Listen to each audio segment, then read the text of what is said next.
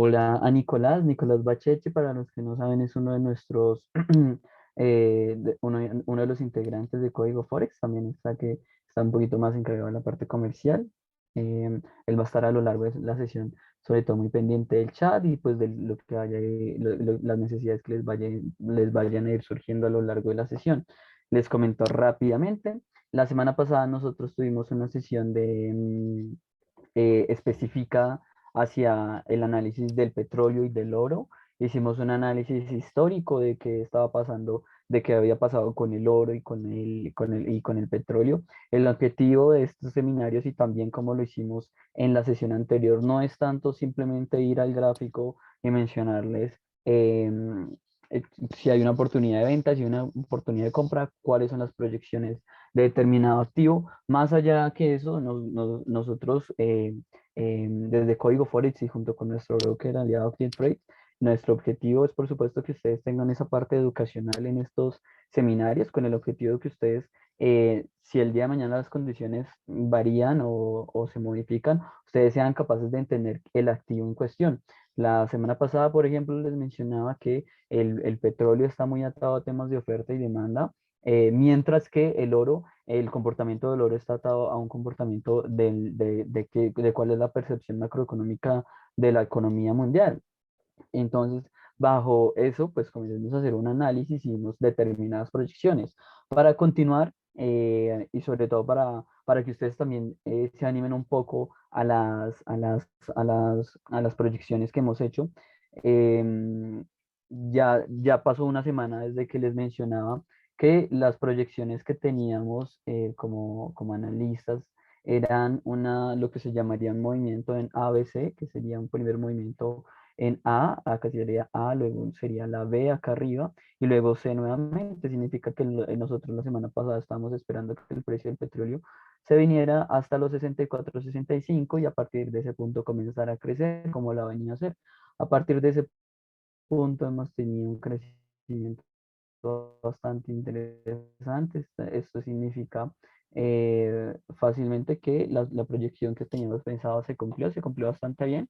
Y ahora esperamos que el precio del petróleo venga a chocarse contra tal vez un máximo de 76, 77 y de ahí vaya a venir bajando. Tengo que mencionarles rápidamente que los precios del petróleo se han venido arriba, sobre todo por un tema de escasez en la oferta. Recordemos que hace poco, pues estamos en temporada de huracanes, sobre todo que atacó muy duro lo que es el Golfo de México. Y pues muchas de las plataformas petrolíferas que existen en el mundo y sobre todo que son una gran oferta y que dan una gran oferta al mercado, sobre todo estadounidense, están ubicadas en ese punto y ante la dificultad para que vuelvan a recobrar los niveles de producción que tenían, pues eso lo que ha venido es a subir básicamente los precios. Adicionalmente a eso, en general, todo lo que es la materia energética cobra una importante inflación, por así decirlo, un importante aumento de los precios. Lo hemos visto por ejemplo, esto afecta muchísimo más a Europa, pero los precios del gas sobre todo están en niveles máximos históricos y parecen que no tienen freno. Simplemente nombro esto rápidamente para que tengamos en cuenta cuál es la proyección que teníamos del precio del petróleo, la cual se ha venido cumpliendo desde hace 8 días bastante bien. Pues hasta el día de hoy, como les digo, para actualizar, digamos, de alguna manera esa proyección, esperamos que los precios siquiera puedan tocar los 76,20, el rango entre 76,20 y 77,38. Y tal vez, y lo más probable, según lo que nos indica, por ejemplo, el indicador estocástico, esperaríamos una caída muchísimo más fuerte, sobre todo por esto, lo que les voy a comentar más adelante, que son unas presiones hacia el decrecimiento de la economía estadounidense. Eso es como la pequeña introducción, la primera parte, simplemente mientras que nos estamos conectando, mientras que nos venimos otra vez a empapar de los temas que veníamos hablando la semana pasada. Y bueno, como noto que hay nuevas personas, primero, digamos que iniciando formalmente el seminario del día de hoy y dejando un poco de lado la actualización del seminario de la semana pasada, vamos a iniciar directamente con pues, en lo que nos compete el día de hoy. El día de hoy vamos a hacer desde Código Forex y junto con Active Trades, vamos a hacer análisis del mercado de renta variable. Me disculparán, no, el press que tienen en pantalla no modificó eso.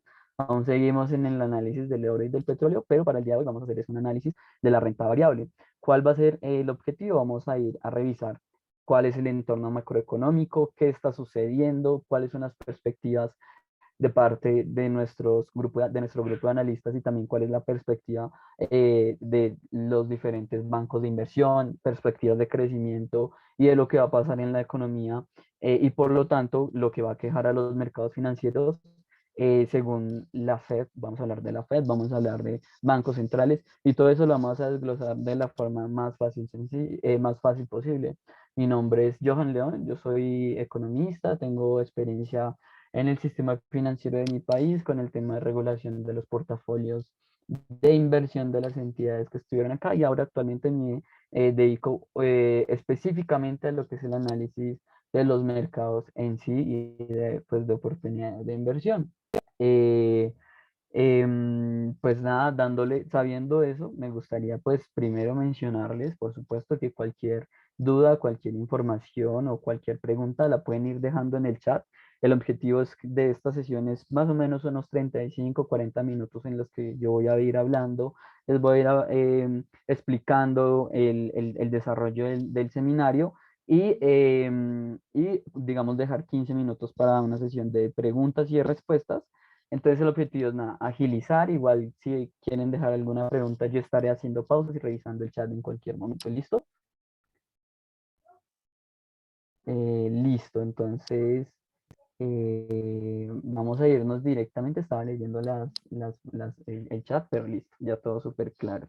Entonces, bueno, para hablar de renta variable, para hablar de qué está pasando con el S&P 500, el Nasdaq, el DAX alemán, que son indicadores digamos, de acciones, que son consolidados de acciones, pues es necesario y se van a dar cuenta que es muy obligatorio comenzar a hablar y dar primero un primer barrido sobre qué está pasando a nivel global, porque eso nos va a dar la respuesta a muchas de las perspectivas macroeconómicas y posiblemente vamos a poder anticipar movimientos bruscos en el mercado que los vamos a ir viendo más adelante y que van todo a ir cobrando nivel, digamos que sentido conforme va a ir avanzando.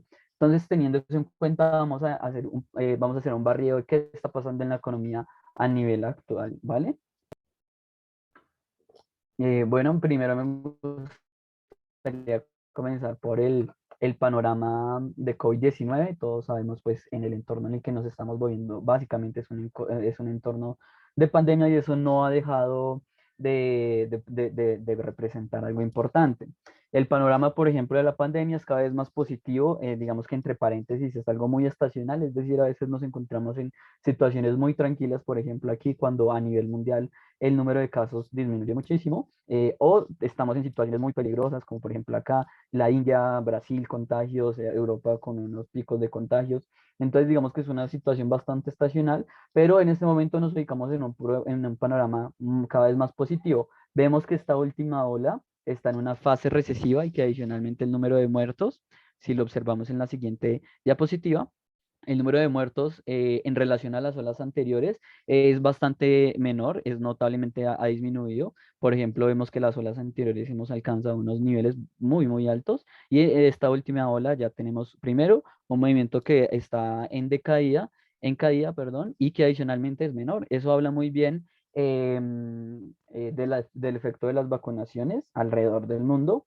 em, pero hay que tener algo en cuenta y es una perspectiva que le está preocupando no solo a los mercados, sino al mundo en general. Y es que a pesar de que a pesar de que las campañas de vacunación se encuentran muy desarrolladas en algunos países, por ejemplo, Estados Unidos, por ejemplo, Europa, podemos hablar inclusive de países como Israel, hay otros países que serían los países menos desarrollados, donde las velocidades de los programas de vacunación son cada vez más débiles.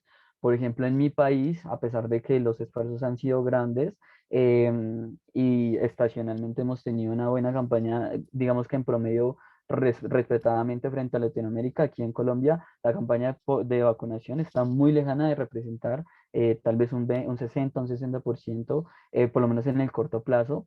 Y lo menciono es porque, por supuesto, estamos hablando de que las campañas de vacunación tienen que tener un plan completo. Es decir, las dos dosis en donde se puede decir que todas las personas están inmunizadas completamente. Y las diferencias en cuanto al tema de la vacunación son aún más graves si observamos el tema de que algunos países ya están comenzando a hablar de una tercera dosis e incluso unos países están hablando de una cuarta dosis de refuerzo, por supuesto. Entonces, el tema, y digamos lo que en realidad va a preocupar y que va a quejar probablemente durante muchos meses y tristemente durante muchos años con el tema de la pandemia es las diferencias en cuanto a los países más desarrollados con los menos desarrollados, de qué tan rápido están vacunando a la población. En lo particular, tienen que mencionar que, por supuesto, el tema de la pandemia sigue siendo muy importante. Vemos, por ejemplo, hace unas semanas vimos cómo en China se vio, la economía china se vio realmente contraída porque ellos son muy estrictos con el tema de los contagios. Se cerró un puerto muy importante en China y así lo observamos a lo largo de la economía china. Entonces, con eso en mente, con el tema del panorama de la pandemia en mente, vamos a ir avanzando directamente a la descripción de qué es lo que está pasando en las economías a lo largo, pues, del mundo. Me gustaría primero comenzar con la economía europea. En estos datos que observan en pantalla son los datos más recientes. Estamos hablando que son datos que se presentaron la semana pasada. Por supuesto, esta semana se presentaron datos interesantes. De hecho, hoy se presentó un dato muy interesante para la economía estadounidense en cuanto a su inflación, el cual voy a comentar más adelante, pero estos datos son los datos más recientes que tenemos. Para la economía europea, vemos que se obtuvo la semana pasada, se dio la revisión del PIB para el último trimestre del año. Se arrojó un dato positivo. Estos son revisiones, es decir, la revisión apuntaba a un 2% y al final se revisó al alza en 2,2. También podemos ver que la variación anual, año contra año, pasó de -1,3 a 14,3. En lo personal, me gusta más la variación trimestral, puesto que la variación anual está reflejando más de ese efecto base. Es decir, si el año pasado, recordemos que todas estas variaciones lo que hacen es digamos que comparar el periodo A con el periodo B. Si el periodo A estamos hablando del 2020, que fue un año básicamente de pérdidas económicas, y lo comparamos el año 2021, entonces el año 2021 está acá y el año 2020 está acá y por lo tanto la variación es muy extrema. Entonces ese es lo que se llama el efecto base. Entonces, por eso es que año con año no me gusta tanto esa variación, me gusta más la variación de trimestre contra trimestre y podemos observar que pues el crecimiento ha sido bastante importante, un crecimiento en el último trimestre de 2,2 para la economía europea, fue el último registro. En general, el panorama es de recuperación económica para Europa, perdón. Adicionalmente, podemos tener aquí básicamente el índice, las estimaciones flat de HICP, que no es otra cosa que pues la inflación, o la inflación general para Europa. Podemos ver que esta pasó del 2,2% al 3%. Recordemos que pues la inflación es mala si no se sabe, si no se puede controlar. Es decir, la inflación es algo que está inherente a la economía, pero comienza a ser negativa si no se puede controlar. ¿Qué estamos observando? Quiero que lo vean acá. La inflación ha venido subiendo sin, digamos que sin ningún freno, y eso es lo que realmente me preocupa, porque estamos teniendo crecimiento en Europa, que es bastante positivo, pero ese crecimiento está acompañado de inflación. Para que tengan un panorama completo, la inflación en Europa a lo largo de la historia, de la última década fácilmente, se ha venido proyectando anualmente al 2%, perdón. Es decir, que el Banco Central Europeo, la visión que siempre ha tenido es de mantener la inflación en el rango del 2%. Inclusive ellos han tenido problemas de no generar inflación, sino por el contrario, problemas deflacionarios. Podemos observarlo aquí en periodos muy bajos. Entonces, esa ha sido el objetivo del Banco Central Europeo desde hace mucho tiempo, desde hace décadas, mantener la inflación en un rango en el que alcance el 2%. En este momento de que podemos hablar de que ya se superó ese rango y estamos ubicados en 3%. El crecimiento de la inflación durante año contra año para agosto, que fue la variación más reciente, pasó de un 2,2 a un 3%. Eso es un crecimiento muy rápido y eso va a traer ciertas consecuencias, y de hecho ya trajo ciertas consecuencias para que lo tengamos en mente, que ya se las voy a describir rápidamente. esto que tienen en pantalla es muy interesante, pero antes de eso les voy a mencionar, el Banco Central Europeo la semana pasada modificó importantemente el escenario de política monetaria para el viejo continente. Estamos hablando que por una parte se modificó al alza la perspectiva de crecimiento, vimos las estadísticas que habían modificado al alza el crecimiento de Europa. De igual manera, el Banco Central Europeo modificó su perspectiva de qué tanto iba a crecer Europa este año y pasó de un crecimiento de 4,6 a un 5%. Adicionalmente, para el siguiente año también lo modificó al alza, em, y de igual manera presentó una subida de su previsión en la inflación. La inflación la situaron ellos en 2,2% frente al dato anterior de 1,9%. Es decir, que el Banco Central Europeo prevé que la inflación se cierre este año en 2,2%. Eso es ligeramente por encima de lo que ellos habían tolerado en años pasados. ¿Qué pasó con esto? Vamos a hablar aquí rápidamente de política monetaria y esto va a servir para lo que viene de aquí en adelante. Una de las operaciones o de las formas que tiene el Banco Central de cualquier país para ayudar a su economía, primero es la disminución de la tasa de interés, que es básicamente el objetivo de disminuir la tasa de interés, es para que las personas tengan más incentivos a consumir, para que las empresas se endeuden a una tasa más baja, y esa es digamos que la forma tradicional. Sin embargo, recientemente ha nacido, y de hecho la semana pasada lo hablamos con el tema del oro, ha nacido lo que se llama la política monetaria no convencional, que es básicamente la impresión de dinero, y que ese dinero pasa directamente al mercado por medio de la compra de activos financieros, que el nombre, digamos que más general, se llama como quantitative easing, expansión cuantitativa, pero pues los diferentes bancos centrales le ponen otro nombre. Entonces, básicamente, ¿qué es eso? Imprimir, comprar activos al sistema financiero, y eso solamente está causando más dólares o más euros o más de la moneda que sea en el mercado, y eso no trae otra cosa que inflación en el largo plazo, y es una muy buena característica de por qué se están inflando tantos, porque tenemos tantas perspectivas inflacionarias y tan altas en este año. Por supuesto, el objetivo de cualquier banco es ayudar a la economía que salga de la crisis, y esto lo menciono porque quiero que sepan que pues en Europa el primer programa, un programa que ya venía inclusive antes de la pandemia, es el programa APP. Este programa venía pues con el mismo objetivo de impulsar a la economía. Este programa se vino a acabar más o menos a mediados del 2019, y con lo que pasó con el COVID-19 comenzó otra vez de nuevo, y adicionalmente respaldando ese programa se puso un programa adicional de política monetaria en Europa que se llama el programa de emergencia contra la pandemia, que se llama el PEP. Este programa eh, se aumentó muy fuerte a inicios de este año, disminuyó ligeramente, pero volvió a aumentar porque las perspectivas de crecimiento no eran lo que estábamos esperando hasta el día de hoy. Entonces, ¿cuál es el problema y cuál es el tema acá? Recordemos que básicamente lo que hacen los bancos centrales es pasarle dinero al sistema financiero, y eso significa que el sistema financiero crece, los bancos crecen, las acciones crecen, pueden ver cómo la renta variable, ahorita lo vamos a ver, está en máximos históricos. Y bueno, ¿qué pasa, qué ha sucedido con este programa? Pues resulta que en la última reunión de política monetaria del Banco Central Europeo, la presidenta Christine Lagarde mencionó que se iba a recortar, o bueno, ella específicamente habló de recalibrar el programa, el ritmo de compra de bonos de expansión cuantitativa bajo el nombre PEP, que ya les mencioné, que no es otra cosa que el inicio del tapering, solo que es que los bancos centrales tienen que ser muy delicados, y sobre todo el Banco Central Europeo y el Banco Central de Estados Unidos o la Fed tienen que ser muy delicados sobre lo que dicen al mercado, porque si ellos llegan a decirle que van a recortar de un momento a otro las políticas monetarias, el programa de expansión cuantitativa lo van a recortar de un momento a otro, los mercados bajan y se caen, y como los vamos a ver ahorita, pues eso es básicamente muy negativo para la economía, y ellos no quieren eso.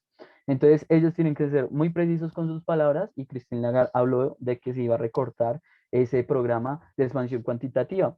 Y es algo que lleva esperando el mercado hace meses, porque la inflación ya superó el 2%, y adicionalmente pues los niveles de crecimiento, a pesar que están en niveles muy altos para Europa, pues igual cada vez comienzan a tener ciertas dudas que pues más adelante les voy a hablar. Bajo ese sentido, les tengo en pantalla un pronóstico de cuál sería el programa de expansión cuantitativa durante el siguiente año. Se prevé que el programa de expansión cuantitativa llegue a su final en el 2022, a pesar de que el Banco Central Europeo no digan que eso es tapering. Tapering es el nombre que se le da a la retirada de estímulos. Ellos dijeron que no es tapering, que es simplemente un recalibramiento de las políticas monetarias. Es básicamente tapering. Y pues digamos que han mandado un muy buen mensaje a la economía, porque a pesar de eso no hemos visto movimientos muy bruscos, aunque sí hemos visto movimientos correctivos, como lo vamos a ver más adelante, en las bolsas más importantes europeas, que podríamos hablar de la bolsa alemana y de la bolsa española. Vámonos directamente a la economía estadounidense, donde tenemos, digamos que un movimiento, digamos una perspectiva de la economía un poco más avanzada a lo que va Europa. De hecho, pareciera que tuviéramos como una especie de lo que está pasando ahorita en Estados Unidos, es lo que vimos hace unos meses para Europa, y lo que está pasando en Europa en este momento es lo que vimos hace unos meses para Estados Unidos, que es básicamente, claro, nos estamos enfrentando a crecimiento, pero el crecimiento en algún momento tiene que llegar a un tope, mientras que la inflación también tiene un tope, por supuesto, pero el tope puede llegar a ser los límites que les ponga el mercado. ¿Listo? Entonces vamos a tener eso en cuenta. Quiero que dejarles una reflexión con respecto al tema de Europa, y es que las perspectivas de crecimiento, según el Banco Central Europeo, es que vamos a crecer este año al 5% y el siguiente año vamos a crecer al 6%. No sé cómo ni bajo qué modelos, pero ellos lo ponen así. Eh, es decir, que según ellos, el siguiente año vamos a crecer más de lo que hemos crecido en décadas. Europa no ha crecido en una cuota similar al 4% desde hace años, porque es un crecimiento que pues en economía lo llamamos un crecimiento que es estancado, es decir, es una economía que ya es desarrollada y por supuesto va a seguir con niveles de crecimiento, pero no en los niveles de crecimiento que se espera una economía que está en vía de desarrollo, como por ejemplo las economías de Latinoamérica. Entonces, la reflexión siempre es, y la crítica de los analistas y de muchos economistas es, de dónde sacan esos modelos de crecimiento exagerado, porque bajo esos modelos de crecimiento que ellos están respaldando la emisión de dinero sin control al mercado, y eso es bastante peligroso. Y adicionalmente, a pesar de todo este dinero que han puesto en el mercado, porque esto es una cantidad que ustedes no se alcanzan a imaginar, y de hecho lo pueden constatar muchísimos en Estados Unidos, más adelante lo vamos a saber, pero en Estados Unidos se ha puesto el doble del dinero de lo que ha puesto Europa en el mercado, el doble de dólares, el doble de ayudas de política monetaria y fiscal, y ahorita vamos a hablar.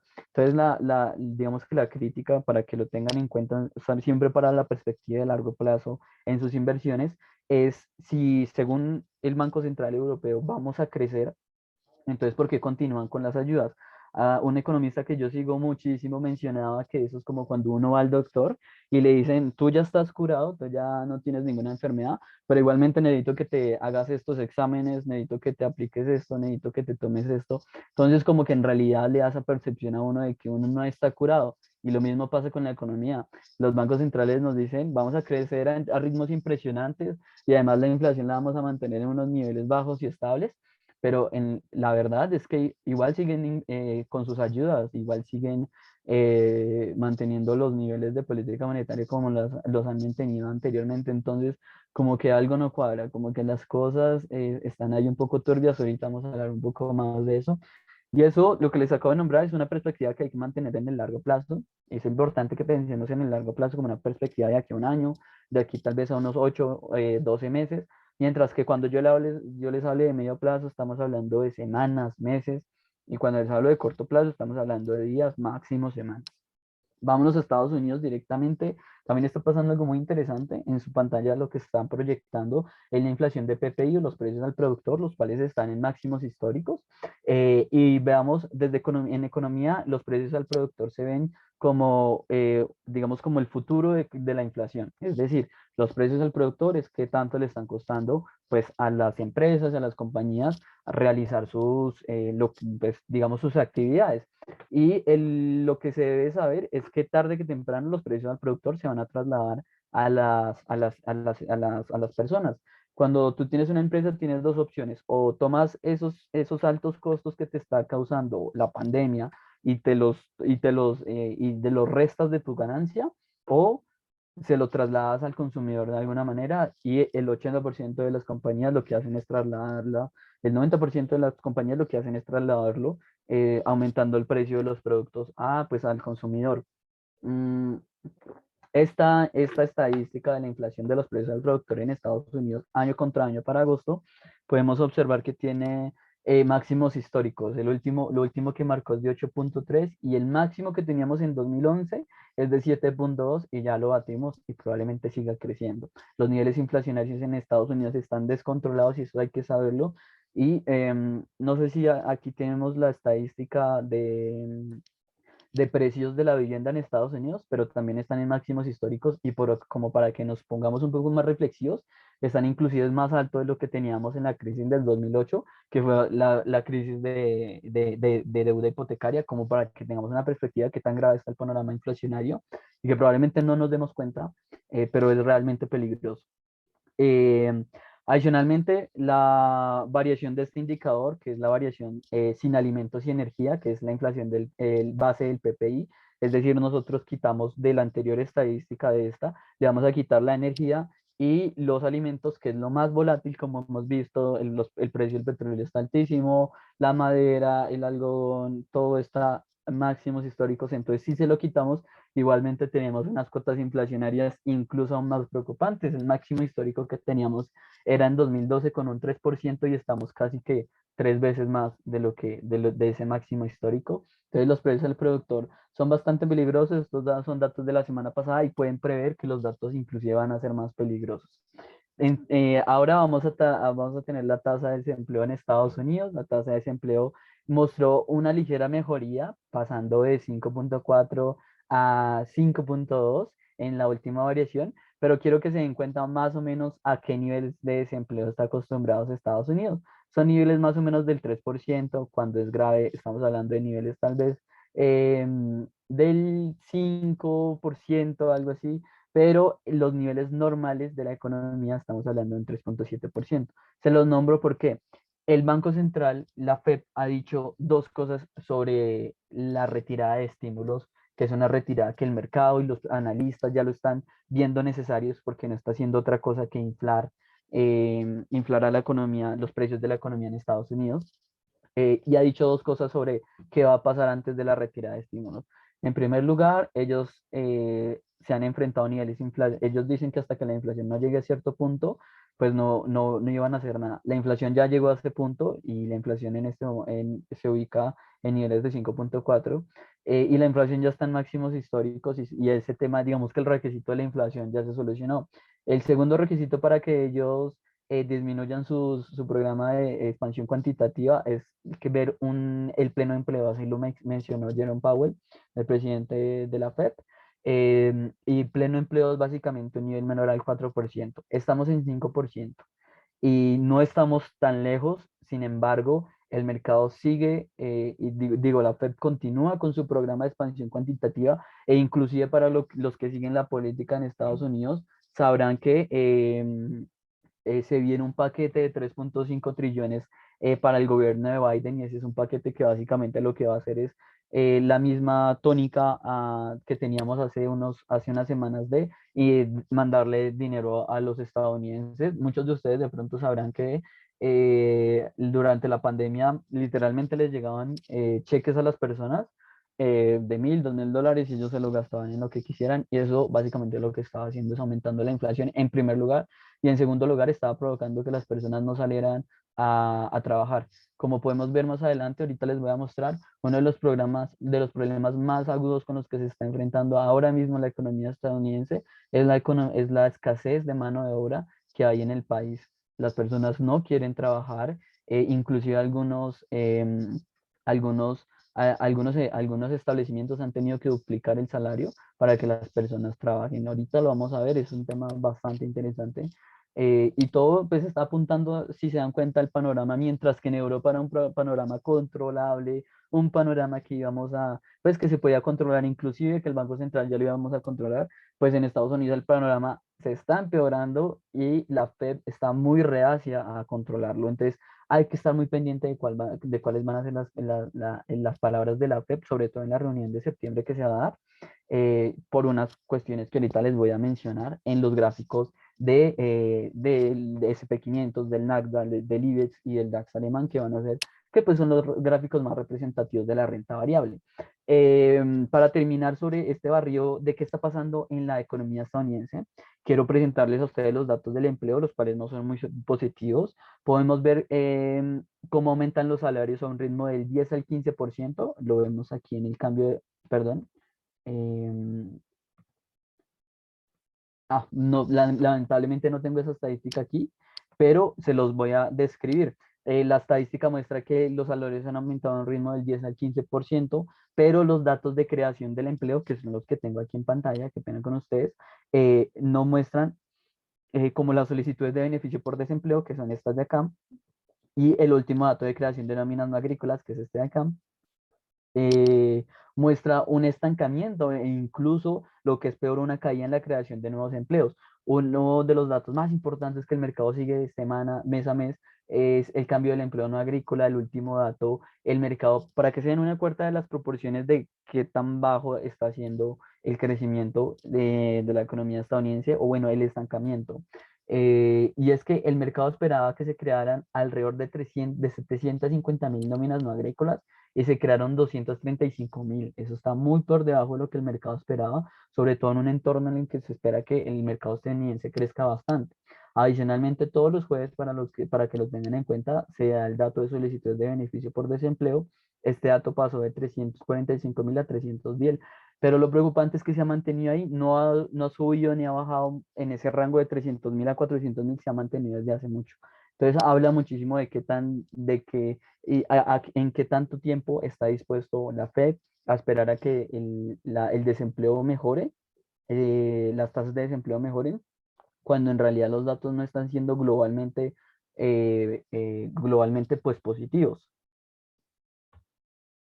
Bueno, Daniel Pérez me pregunta que con este panorama, ¿qué podríamos esperar de los índices? Justamente ya voy allá. Quería darles primero la perspectiva para Europa y para Estados Unidos, puesto que los índices que vamos a tratar ahorita son los índices más importantes de Estados Unidos y los más importantes de Europa. Entonces ya mismo me dirijo directamente, de hecho en la siguiente diapositiva me voy a dirigir a los índices más importantes. Antes me gustaría nombrarles esto. La última perspectiva antes de llegar allá, lo que tienen ustedes en pantalla, la línea verde, es la perspectiva de crecimiento de la economía estadounidense para la Fed de Atlanta.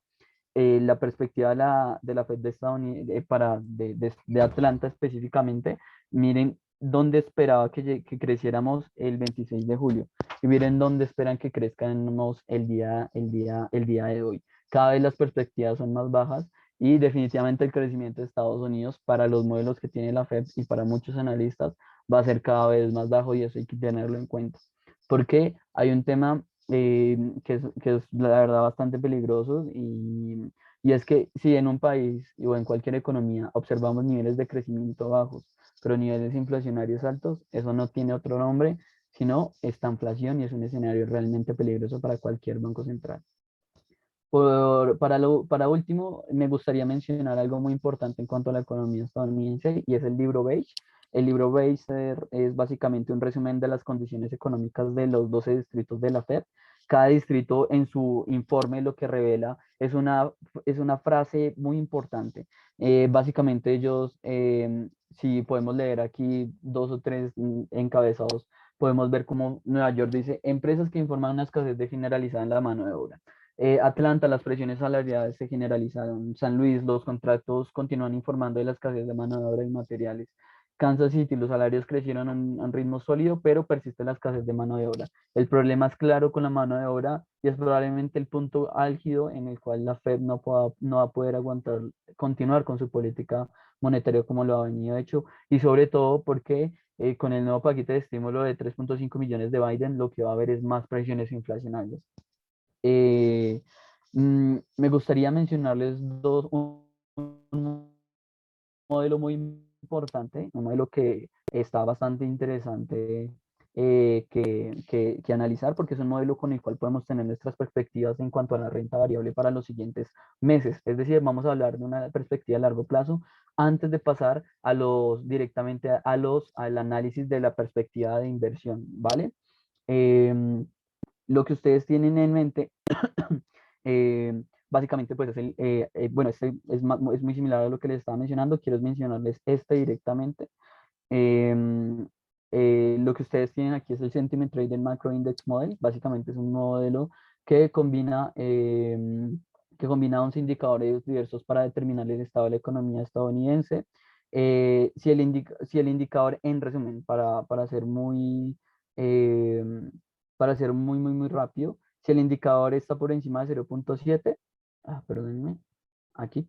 Si el indicador está por encima de 0.7, básicamente nos está diciendo que pues estamos en un escenario positivo para el mercado, y si está por debajo de 0.7 o específicamente aquí en los niveles mínimos de 0.4, es una condición negativa para el mercado. Ese es el primer modelo. El segundo modelo es básicamente un modelo de probabilidad, que es un modelo de qué tan probable es que el mercado sea bajista. El mercado, básicamente este modelo incluye 5 variables: la tasa de desempleo, el ICM manufacturero, la curva de tipos, la inflación y las valoraciones pues, de la renta variable. Y para calcular la probabilidad del mercado, de un mercado bajista, esto es lo que se hace con las 5 variables. Básicamente dice que si hemos pasado el 10% más bajo desde 1950 a saltar al 10% más alto de que sea una gran probabilidad de que haya un mercado bajista. Estos momentos, se los voy a nombrar aquí rápidamente, estos momentos, este momento y estos momentos, estos son crisis financieras, estos 2008, estos 2010, 2015, pero todos estos son movimientos correctivos. Es decir, hay una perspectiva muy alta de que en el mediano y largo plazo se venga un movimiento correctivo, y bajo esa operación tenemos que operar bajo esa perspectiva, una perspectiva de corregir los mercados. Ahora quiero ser muy claro antes de pasar directamente a los gráficos, y es que aunque el panorama es muy negativo, ustedes me dirán: no, Johan, tenemos que vender todo ya mismo, porque pues el panorama es bastante negativo y la verdad es que los mercados no funcionan así. Si los mercados fueran completamente racionales, en el momento en que observamos inflación por encima del 4% en Estados Unidos, estaríamos en números rojos, y la verdad es que no es así. El mercado siempre hay que verlo como una especie de banda, y es decir, la economía estadounidense es una banda elástica que se puede ir alargando, se puede ir alargando, se puede ir estirando, hasta que hay un momento en el que ya no puede más y explota. Todavía estamos viendo cómo desde marzo del año pasado la renta variable ha venido creciendo, creciendo, creciendo, inflación, le meten más estímulos monetarios, le meten estímulos fiscales, mandan cheques, y va a llegar un momento en el que eso va a explotar. La inflación no va a tener como lo llama el presidente de la Reserva Federal, Jerome Powell, no va a tener ese carácter transitorio, sino que va a mantenerse durante un largo tiempo, y a partir de ahí vamos a tener que retirar estímulos, y a partir de ahí probablemente el mercado se venga abajo, y eso es lo que este tipo de modelos está previendo. Esto es tan solo un modelo, pero pues hay infinitos modelos que nos hablan de algo muy similar. Si combino los dos modelos de los que les estaba hablando, podemos ver que la relación entre el crecimiento de Estados Unidos, perdón, si yo combino los dos modelos y extrayo, lo que hago es extraer los retornos del S&P 500 anualizados históricamente, tengo una probabilidad si estoy por encima del 20%, tengo una probabilidad muy alta de que los retornos a un año sean del menos 17%, si combino los dos modelos anteriores. Si estoy por debajo de esta línea 20, tengo una probabilidad de tener un 7%, y si estoy por debajo del menos 20, tengo una probabilidad de tener crecimientos al menos 14%. Nosotros ya hace rato pasamos esa probabilidad de tener rendimientos del 14% positivos, que era básicamente marzo del año pasado.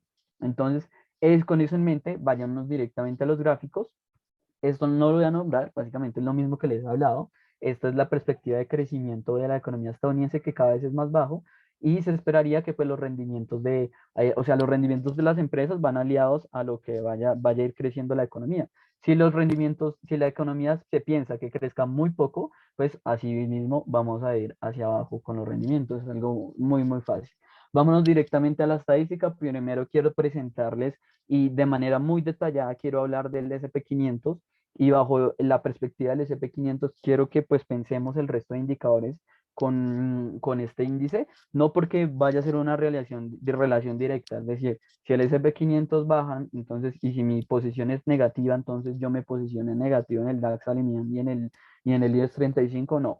Tomémoslo en cuenta solamente como un punto de referencia, como el punto más importante, como el inicial, porque pues para nadie es un secreto que el mercado estadounidense es el mercado más grande, por lo tanto es el mercado más importante, y el S&P 500 es el índice accionario pues más importante por historia, ¿listo? Por supuesto, el Nasdaq también es muy importante y ahorita lo vamos a revisar, pero quiero que pues vayamos lento con el S&P 500 para luego pasar al resto de indicadores más rápidamente.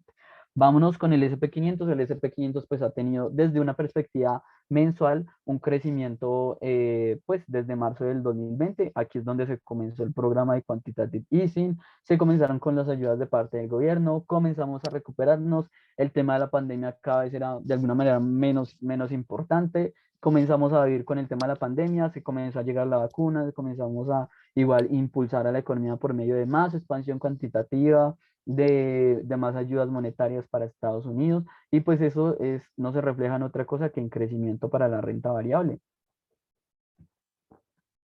Sin embargo, ya muchos analistas prevén que pues un movimiento correctivo muy fuerte, que más adelante lo voy a escribir mejor. Bajo esa perspectiva podemos ver que el S&P 500 está en una clara tendencia alcista y en esto quiero ser muy enfático. El tema de hacer trading, el tema de, de estar en el mercado financiero es un tema de probabilidades. Yo tengo que operar bajo qué tan probable es que pase algo. Hasta que yo no vea un movimiento correctivo fuerte, por encima del 10, por encima del 7%, mis perspectivas deben estar perspectivas alcistas y todos los movimientos correctivos que yo vea, debo verlos como una oportunidad para entrar y esperar precios mejor, y esperar precios más altos. Es decir, entrar a precios bajos y esperar a precios más altos. El día de mañana, cuando la Fed salga a decir que va a cambiar los tipos de interés, o primero, por supuesto, que vaya a decir que va a disminuir su programa de expansión cuantitativa, a ello sí puedo tener realmente un miedo de una corrección y un movimiento negativo, tal vez similar a este de acá. Pero hasta el momento, todo lo que yo tengo que tener es una perspectiva de largo plazo. Es decir, si yo en el largo plazo, el S&P 500 no ha hecho más que avanzar, yo que tengo argumentos estadísticos para ir en contra de esa teoría. Es decir, si yo me voy en negativo, estoy seguro que tengo una probabilidad más del 60% de perder. Adicionalmente, bueno, esto es una perspectiva de largo plazo, vamos a ir disminuyendo de lo más largo plazo a lo más corto plazo para que ustedes vayan entendiendo cómo pueden llegar a operar. Ahora pasamos de un gráfico mensual pasamos a un gráfico de 4 horas. En el gráfico de 4 horas hemos observado cómo es que el S&P 500 ha venido creciendo siguiendo una directriz alcista que ha venido respetando una, dos, tres, cuatro, cinco veces más y de 6 veces, y inclusive se estaba, el último movimiento lo ha vuelto a respetar. Cuando yo hablo de respetar, ¿a qué me estoy refiriendo? A que el movimiento es alcista, es decir, el impulso es alcista, cada vez marcamos mínimos y máximos más altos, y lo ha venido haciendo así. Bueno, por supuesto esto viene desde atrás, pero pues en este momento solo puedo hablar desde 19 de marzo, lo que ustedes ven en pantalla hasta el día de hoy, y eso lo ha venido respetando. Y si por estadística yo voy a operar, pues lo que veo es que él ha venido aquí abajo, ha rebotado. Ha venido acá abajo, ha rebotado, ha venido acá abajo y ha rebotado. Ha venido acá abajo y ha rebotado. Lo mismo acá, ha venido abajo y ha rebotado, ha venido abajo y ha rebotado. Que por supuesto se puede salir de esta línea, sí, se puede salir brevemente. De hecho, aquí lo hizo a mediados de entre junio y finales de junio, lo hizo, rebotó y de seguro aquí hay una vela que marcó un mínimo y volvió hacia arriba. Es decir, los movimientos no son perfectos, pero estos tipos de movimientos de mediano plazo me ayudan a saber qué puede pasar en el corto plazo e inclusive en el largo plazo. Eso hay que tenerlo en cuenta. Entonces, la perspectiva con la que vamos a operar es bajo esta directriz durante el S&P 500. Hay una teoría que se está moviendo muchísimo en los mercados y que yo en lo personal he operado y me ha ido bastante bien, bueno, no en lo personal yo he operado, pero mis clientes y el grupo ha operado, y le ha ido bastante bien. ¿Cuál es esa teoría y que les voy a explicar aquí? ha venido dándose un movimiento en que entre cada 20 y 23 sesiones el mercado ha venido a corregir muy fuertemente y después se ha dado un movimiento alcista bastante importante. Lo vimos aquí el 21 de junio, si no me equivoco, 19 de julio, 19 de agosto, 15 de septiembre. En estos son los momentos en los que se ha venido el mercado a corregir en el punto más bajo, es decir, mínimo acá, mínimo acá, mínimo acá, mínimo acá, 20 y 23 sesiones. Esto es casualidad, no es totalmente casualidad. Resulta que cada cierta semana se dan lo que son los vencimientos de las acciones y pues como el mercado está sobre todo en manos de muchos inversionistas individuales como tú, como yo, como cualquiera de nosotros que tiene una cuenta individual con unos 1.000, 2.000, hasta 10.000 dólares también podríamos hablar, pues somos muy vulnerables a que cuando son estos movimientos de los tipos de contratos que se están operando, pues se tengan movimientos de venta muy bruscos. Actualmente este movimiento correctivo podría llegar el viernes, que es el día que se van a corregir y que se van a vencer muchos contratos de opciones, entonces hay que estar muy pendientes y hay que sobre todo operar con una perspectiva negativa de aquí hasta el día del viernes. Si aquí al viernes no hay una perspectiva completamente negativa, ya podría ponerme positivo esperando un movimiento alcista. Por supuesto, todo esto que les digo está atado a todo lo de política monetaria. Si aquí al viernes movimiento negativo se da un movimiento negativo, pero llega el día lunes y el día lunes comienza a crecer la bolsa, y luego llega el martes y dice Jerome Powell, no, voy a reducir los tipos, voy a reducir el quantitative easing, pues hay que cambiar rápidamente nuestra perspectiva de operación. Pero por ahora, pues operar con un análisis gráfico y fundamental y más adelante vamos a unir todo en lo que les voy a mencionar en unos segundos. Entonces, bueno, básicamente el escenario ha venido bastante positivo. Es decir, se ha venido repitiendo este patrón de 20 a 23 sesiones esperar movimientos correctivos, 20 a 23 sesiones a esperar movimientos correctivos. Y aquí lo tenemos en una vista más ampliada en gráficos de 4 horas. Esto está ligeramente atrasado, pero lo que quiero que tengan en cuenta es los movimientos que se esperan correctivos.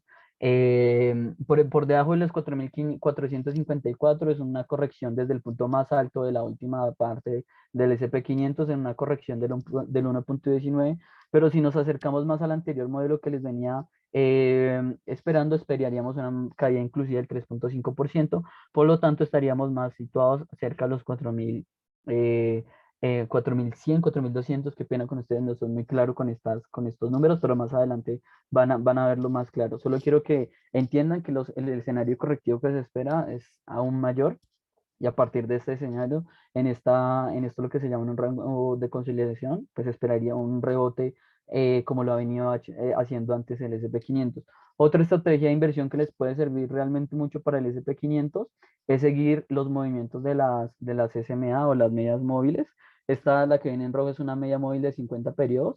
Y lo importante es que la cotización se ha venido abajo hacia la hacia la media de 50 periodos y a partir de ese momento ha venido hacia arriba. Es decir, digamos que si operamos bajo esta serie de pisos, podríamos esperar un movimiento correctivo en mayor, cercano a los 4.420, ligeramente por ahí, y a partir de ahí esperar un movimiento alcista. ¿Cuál es el movimiento correctivo que yo espero de largo plazo, del cual les vengo hablando por todo este tema macroeconómico que realmente es bastante negativo para Estados Unidos? Cuando la media, esta es la media amarilla de 200 periodos, se venga a -10, -12, eso ya sería un escenario correctivo que es el que se está esperando. Por ahora, mientras que se respete la media de los 50 periodos, estamos en una perspectiva alcista, el objetivo siempre es operar a favor de la última tendencia. Esto que les menciono acá es para que tengamos en cuenta que tan importante es la expansión cuantitativa para el mercado. Vemos aquí cómo han habido caídas. En 2008 que se comenzó con el programa de Quantitative Easing, se comenzó a aumentar y de igual manera en la línea gris, la línea azul es el programa de expansión cuantitativa, la línea gris negra, la oscura es el SP 500. Aquí vemos cómo crece el SP 500 a medida que se va aumentando el Quantitative Easing. Luego, entre 2015 y 2019, se quiso mantener, ni siquiera disminuir el programa, y lo que vimos fue un movimiento correctivo. Esto es un movimiento correctivo del cerca del 10%.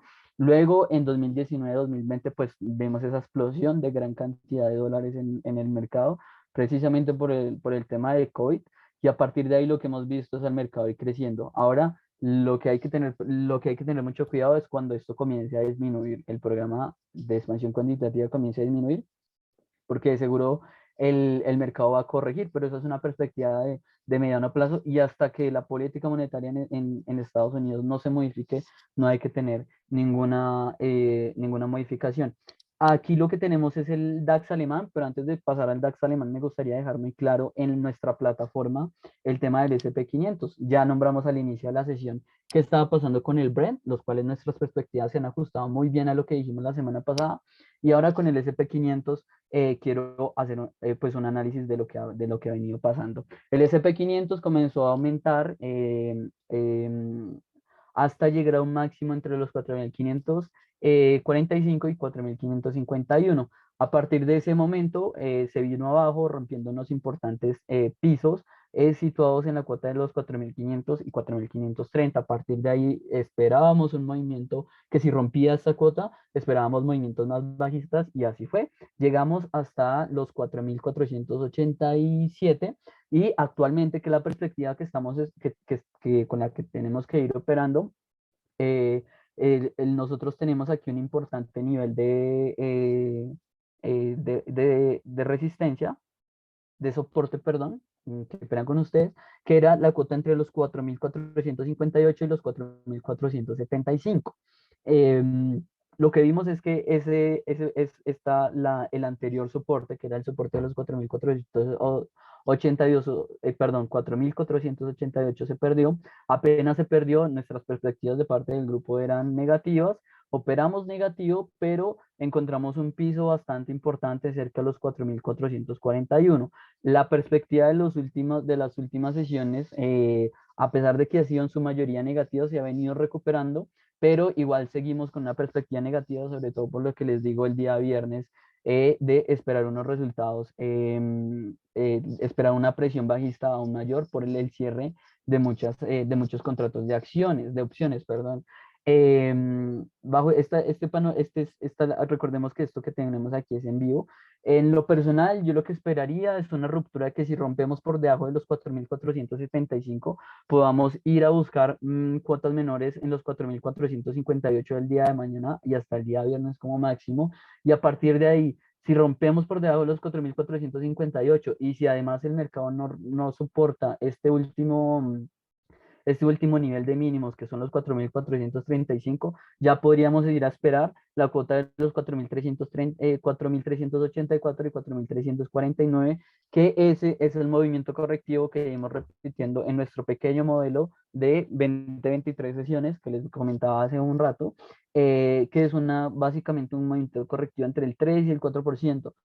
En lo personal, yo no creo que el mercado sea tan negativo. Vigilaría los 4.435 y si quiero posicionarme como estrategia de trading, yo estaría esperando que el día de mañana el mercado esté en negativo y que pierda este último mínimo que marcó en la sesión de Estados Unidos, que son los 4.475. Entonces, operar en lo personal con una perspectiva de corto plazo de venta. Si nos vamos en el largo plazo y para que ustedes también lo tengan en su mente, el movimiento puede llegar a ser solamente correctivo como lo ha hecho en nuestro pequeño modelo de 20-23 sesiones, a corregir aquí a los 4.384. Pero si a lo largo de ese proceso podemos ver una política monetaria que nos sorprenda de parte de Jerome Powell diciendo que va a disminuir su programa de expansión cuantitativa, a mí no me sorprendería ver correcciones por debajo de los 4.269, ahí ya estaríamos en un panorama completamente negativo, ya estaríamos rompiendo nuestro panorama déjenme aquí se los marco, nuestro último panorama de observar unos claros movimientos alcistas en nuestras últimas sesiones. De hecho, pueden ver que aquí el día de hoy fue cuando chocó hacia abajo. Entonces, las perspectivas para quedar claros en cuanto al S&P 500 es la ruptura de 4.475 nos posicionaría negativo. Podríamos poner un stop loss también aquí en el último máximo que se marcó en los 4.487 y similares, esperando una bajada aquí a los 4.456. Para una perspectiva de operar en corto, yo tendría que esperar a que rompamos por encima tal vez los últimos máximos del último nivel importante, de estos últimos niveles que fueron bastante interesantes, de estos últimos mínimos, por encima de los 4.490. Revisemos rápidamente los instrumentos que nos están indicando y pasamos a revisar los últimos índices rápidamente y dejamos unos minutos para la sesión de cierre. Yo en lo personal opero con el RSI y con el estocástico, son bastante interesantes. El RSI, sí, qué pena, es que, bueno, sí, el RSI en este momento no tiene una visión muy clara, pero miren esto tan interesante que está pasando. El RSI ha venido en tendencia bajista y se rompió en la última parte, se rompió el alcista, es decir, que probablemente vengamos a ver la corrección que esperábamos en el orden del 3% ya sucedió y vamos a ver este movimiento alcista que ya lo vimos aquí cuando recuperó después de chocar contra la directriz alcista. Podamos ver tal vez un movimiento más alcista, yo me encantaría por esa parte, teniendo en cuenta los movimientos que estamos observando, y si quieren lo confirmamos con el indicador estocástico. El indicador en este momento me está indicando sobrecompra, pero puede mantenerse en ese nivel durante mucho tiempo. Esa es la perspectiva para el S&P 500. Si nos vamos al indicador alemán, el DAX alemán, lo que observamos es que está en una tendencia ligeramente alcista, por lo menos si observamos que se ha marcado máximo, máximo y máximo. Aquí podemos verlo un máximo acá y máximo acá. Sin embargo, el movimiento de las últimas sesiones ha sido bastante negativo. Vemos que hay movimiento en forma de canal bajista o en cuña, dependiendo de lo que ustedes quieran observar. Y bajo esa perspectiva, pues hay varios niveles que operar. Si ven, en los últimos niveles en los cuales el DAX alemán se ha encontrado con unos niveles de soporte y de resistencia, sobre todo de soporte importantes, ha sido entre los 14.829 y los 15.102. Bajo esa perspectiva, ¿yo qué esperaría? Podríamos ver que si es que el mercado alemán está muy lateral. Quiero que se den cuenta en esto. Estas últimas velas indican de las de indecisión, es decir, el mercado no tiene una clara tendencia de ir hacia arriba o hacia abajo, son velas de indecisión. Entonces, ¿yo qué esperaría? Déjenme aquí, se los marco para que sea más claro. Si observo que hay una ruptura interesante por encima de los últimos máximos, que sería por encima de los 15.798, podría posicionarme con una tendencia alcista, esperando llegar aquí a la parte alta del canal bajista, pero no quiero operar en contra de la estadística, entonces me decantaría más por operar posiciones bajistas en este momento, pues ya chocamos contra unos niveles bajos en la última sesión. Podríamos operar como una estrategia de trading el día de mañana o cuando se active la sesión en Europa mejor, como una estrategia de trading. Si se opera por debajo de los 15.665, estaríamos con un stop loss a precios actuales y esperando 2 o 3 veces la ganancia esperada. En lo personal yo me decanto más por un escenario negativo y digamos que si esta estrategia funciona muy bien, la podríamos extender hasta la parte baja del canal, que sería cercano hacia los 15.487, 83 más o menos. Pero el objetivo, y a partir de ahí yo seguiría negativo si rompemos el canal bajista, y si rompemos el canal bajista podríamos proyectarnos hacia la parte baja del último nivel de soportes, que son entre los 14.000 y los 15.102. Eso es lo que habría que esperar, eso es una estrategia de corto y mediano plazo. Vamos a ver los instrumentos que nos están mencionando. Denme 5 o 6 minutos y yo explico el indicador español y el indicador japonés, y con eso ya podríamos terminar la sesión del día de hoy. Vámonos rápidamente hacia el RSI, que nos están indicando los índices, valga la redundancia. Déjenme acercar un poco más la perspectiva. No es tan claro como el anterior, como el índice, el S&P 500.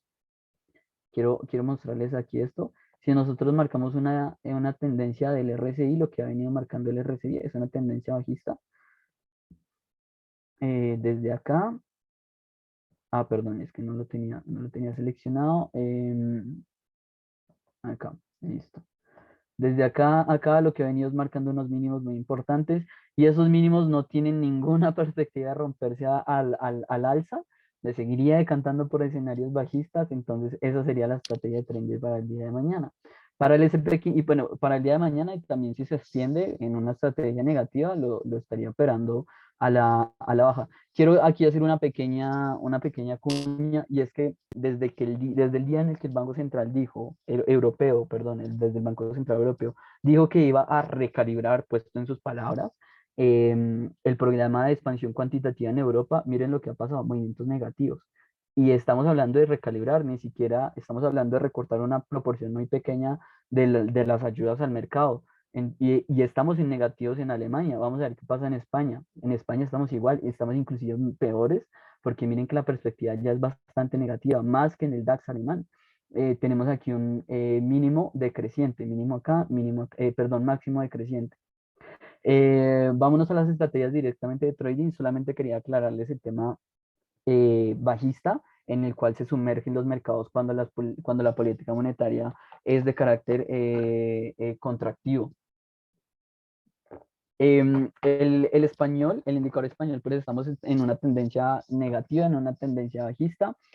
Si no me equivoco, hace un par de días uno de nuestros analistas mencionaba una oportunidad de venta justo cuando llegó acá, entre los 8.839, y pues a partir de ahí lo que vamos a hacer es proyectar esto que ya les voy a mencionar. Hay un rango en el indicador español que se marcó entre los 8.787 y los 9.056. Ese rango básicamente, ¿qué significa? Que el mercado choca demasiadas veces entre dos bandas. Chocó acá, luego chocó acá, rebotó, choca, rebota. ¿Y cuál es el objetivo? Si se rompe ese rango, vamos a operar a favor de la tendencia donde se rompió, es decir, se rompió a la baja, entonces vamos a operar a la baja. ¿Y cómo se opera? Se proyecta la altura del rectángulo, o como lo quieran ver, hacia abajo. Y eso me genera una perspectiva de estar esperando que el indicador español llegue a los 8.510. En este momento, desde la señal que se mandó de venta en nuestros diferentes canales, hemos observado una caída desde los 8.839 más o menos hasta los 8.600, que son los precios actuales. El objetivo es seguir operando en corto en posiciones de venta. Entonces yo lo que haría es posicionarme, en un momento. Yo lo que haría es posicionarme pues en venta, y el objetivo sería ir a buscar en la parte baja bueno, la proyección bajista que les acabo de mencionar. Yo esperaría operar aquí después de que una vez se rompan los últimos máximos, los últimos mínimos, en los 8.624 operaría con stop loss en los 8.668, y estaría esperando dos veces lo arriesgado, que serían hasta los 8.510. Em, el oro, bueno, qué pena, Romualdo, pero el oro lo vimos la semana pasada. Digamos que el escenario de hoy era, el seminario del día de hoy era para renta variable. Sin embargo, con algunos de nuestros agentes, con la persona que te comunicó de este seminario, podrías ver la proyección del oro para el corto y mediano y largo plazo, pero eso está en un video, entonces lo podrías consultar. Eso sí, digamos que me da pena contigo, pero el objetivo era renta variable. Pero así como para adelantarte, el oro ha venido bajando, bajando, bajando, niveles por debajo de las 1.800 onzas Troy. Y a partir de ahí, pues es que el oro se ha mantenido bastante plano, pero para, digamos, tenerte una perspectiva y no dejarte con las manos vacías, te puedo decir que las perspectivas del oro serían positivas en el mediano y largo plazo. Estamos hablando de meses. Por ahora yo lo que estaría con el oro, dependiendo de nuestro nivel de riesgo, es operarlo como estrategia de trading, tal vez intraday, pero estaría muy cauto, porque las estrategias, a mí no me gusta operar el oro en venta cuando el escenario me indica que debo comprarlo. ¿Cuál escenario? Si estamos en un escenario inflacionista, el oro debe actuar como un activo refugio, por lo tanto debería actuar con unas apreciaciones realmente altas. Entonces, bajo ese escenario, si quieres operar el oro en corto plazo, lo haría una vez se pierdan niveles importantes por debajo de los 1.700, no, de los 1.790, la bolsa Troy, similares a esos, operarlos en corto. pero no, yo estaría es buscando precios bajos del oro para posicionarme en largo para el mediano y largo plazo. Entonces, esa perspectiva te la puedo dejar, pero eso ya depende de tu nivel de riesgo y sobre todo, pues, de la explicación que di la semana pasada en cuanto al oro y al petróleo. Eh, para Listo, dale, perfecto. Igual sí, yo de ti consultaría el video de específicamente el pedazo donde hablo de oro. Y pues nada, para el yen japonés, a mí me gustaría hacer una revisión más rápido. Terminemos con este indicador rápidamente. Este indicador tenía algo muy curioso, se los voy a escribir acá. Veníamos en una tendencia bajista, en lo que sería lo que muchos describen como una cuña, un canal, o bueno, una bandera, o bueno, dependiendo de cómo ustedes lo vean. No quiero ser estricto con el tema de cómo son las figuras en esto, pero lo que sí es que el canal vino marcando lo que sería como una especie de banderín. A mí me gusta más describirlo así. Y a partir de eso, pues eso es una estructura de continuidad de tendencia, es decir, que apenas se rompe esa tendencia, pues hacia dónde nos vamos, hacia dónde nos está indicando el indicador, pues la ruptura. Veníamos de una tendencia alcista, alcista, alcista, alcista, nos estancamos en este movimiento, en esta estructura geométrica que para mí es una especie de bandera, y a partir de ahí rompimos y apenas rompimos, ¿a dónde nos fuimos? Máximos históricos. Sin embargo, hay que tener muy cuidado cuando los movimientos son tan horizontales, tan verticales, perdón, porque hay que tener mucho cuidado porque como cualquier cosa no puede subir para siempre. Entonces es muy probable que podamos ver movimientos bajistas. En este caso lo que se hace es usar un movimiento de Fibonacci para ver hasta dónde podría llegar un movimiento correctivo, que básicamente lo vamos a describir de aquí hasta más o menos hasta acá. El escenario para mí con el que yo me decantaría en el indicador japonés es de venta en este momento.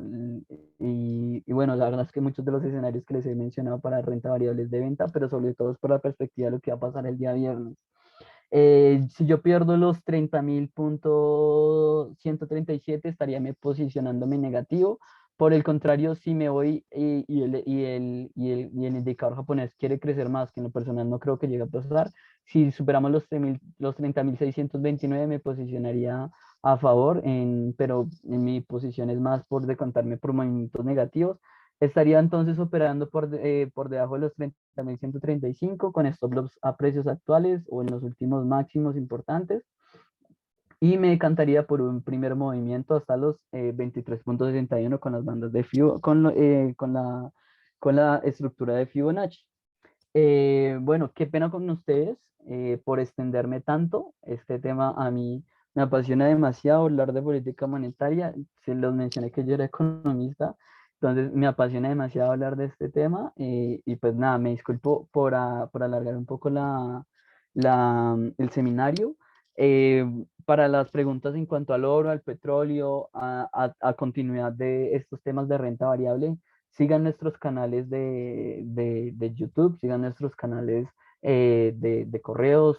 Tenemos también unos canales de Telegram que les pueden ser muy, muy, muy, muy interesantes, donde diariamente subimos oportunidades de inversión. No me queda nada más que agradecerles. Si quieren, voy a dejar 5 minutos para preguntas, pero pues eso sería todo por el día de hoy. Y no me queda nada más que darles las gracias a ustedes por su asistencia y por ser tan pacientes, porque estos temas y estar sentados al frente de un computador o de donde sea que estén conectados no es tan fácil y mucho menos a estas horas. Entonces, nada, muchísimas gracias a ustedes por dejarme a mí hablarles a ustedes de un tema que me apasiona muchísimo. Bueno, nada, no me queda nada más que voy a esperar 5 minutos. A, a las 7:15 cierro la sesión. Si no hay ninguna pregunta, pues entonces así dejamos. La verdad, muchísimas gracias a todos, a Daniel, a Franel, a Horacio, a Julio, Orlando, a Nicolás, por supuesto, a Nicolás Bachechi, a Orlando, Rodolfo, Rodrigo, Romualdo, muchos nombres iniciando con R, qué casualidad, pero nada, muchísimas gracias a ustedes.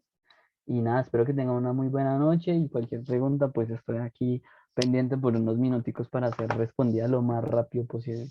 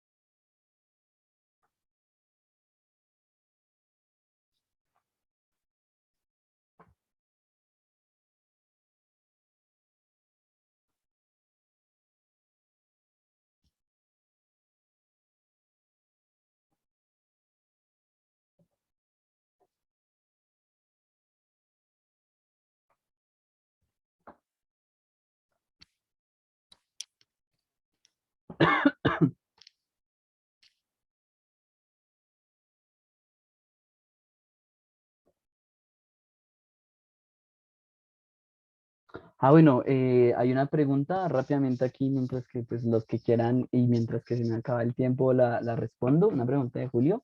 Él me pregunta que si creo que influiría en las, ¿usted cree que influiría en las economías de los países, al menos de Estados Unidos, el paso de la tercera ola de COVID y el oro será sustento para ello? Pues mira que eso va muy relacionado con el tema que yo les mencionaba la semana pasada, el oro.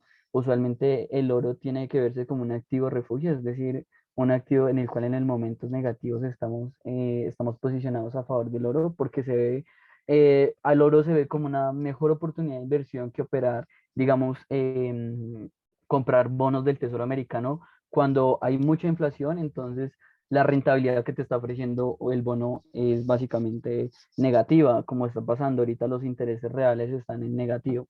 Eso en relación al oro. Em, y el paso de la tercera ola de COVID, sí, claro que sí. Digamos, el tema con Estados Unidos es que ellos han mitigado mucho el tema del COVID-19 con ayudas de parte del gobierno y pues por supuesto la economía se ha venido levantando ligeramente, pero para nadie es un secreto que si el día de mañana hay una ola de COVID o peor, no quiero ser negativo, pero si el día de mañana sucede algo tal vez con una variante del COVID-19 que no se pueda controlar con las vacunas.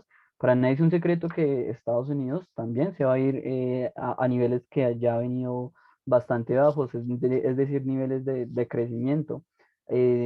Aquí hablo con niveles de crecimiento. Estados Unidos creció muy bien durante el primer semestre de este año y a partir de ahí hemos comenzado a ver estadísticas cada vez más bajos, estadísticas en el sector de servicios que cada vez van más hacia la contracción, también el sector industrial. Entonces, por supuesto, el tema del COVID-19 todavía sigue muy, muy, muy pendiente y sobre todo lo podemos ver, digamos, en China, lo mencionaba al inicio.